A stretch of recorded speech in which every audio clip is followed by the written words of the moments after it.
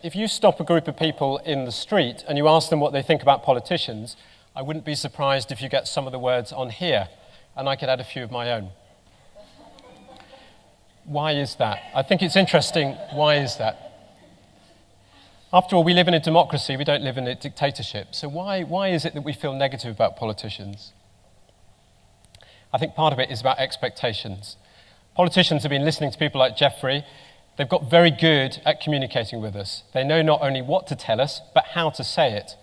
Photo opportunities like this are really well targeted at people like us who feel passionately. So even though consciously we may feel suspicious, we want to believe in what they say.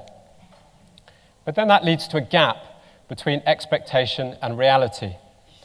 And when we get what we perceive as being a change in direction, that can leave a really bad taste in the mouth. We feel uncomfortable with that.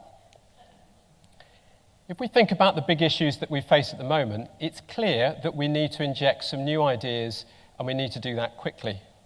And if you overlay the current financial crisis and the response to that, it becomes more obvious that the problem is acute.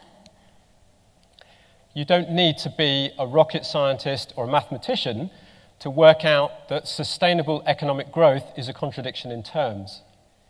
And yet what we're doing at the moment is we're clamoring to get back to growth. So we need some new ideas there. The question is, in my mind, how do we cut through the disinformation, the spin, the rumour, all of those sort of things? I should point out, by the way, I made this up. Like quite a lot of stuff on this website.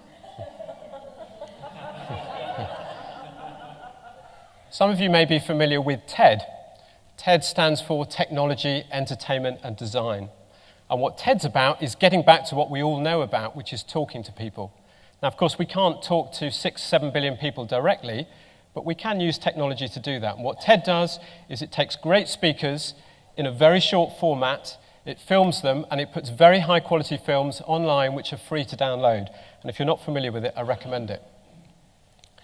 Last year, inspired by TED, I and a group of people set up Green Talk. And Green Talk is trying to do a similar thing, but working on 4 areas: climate change, energy security, food security, and the natural world. And it's about focusing on the responses and the solutions to those issues. It's about taking leading thinkers and doers from national agenda and also locally as well, and getting them to explain how those issues work. It's about very short talks of between 5 and 12 minutes. And that's a real discipline. But what it does is it cuts out all of the waffle and it cuts straight to the chase. And last year we had a whole range of issues looking at things such as how we fund the green transition, how we reclaim our streets for things like play, how we create urban wild spaces. And it's filmed in front of a live audience, and those talks are then made available for free online. Has it worked? Have we had good response? Well, so far the feedback has been good. People really like that format, they really like that idea. And inspired by that, we want to run it again.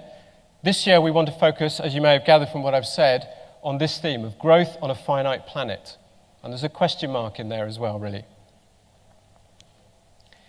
Does it substitute for what we've heard today, the different methods of communicating with people? The answer is no. But we think it might sit alongside it as one way of helping to communicate some of these key topics. And that's what I wanted to share with you today. So thank you.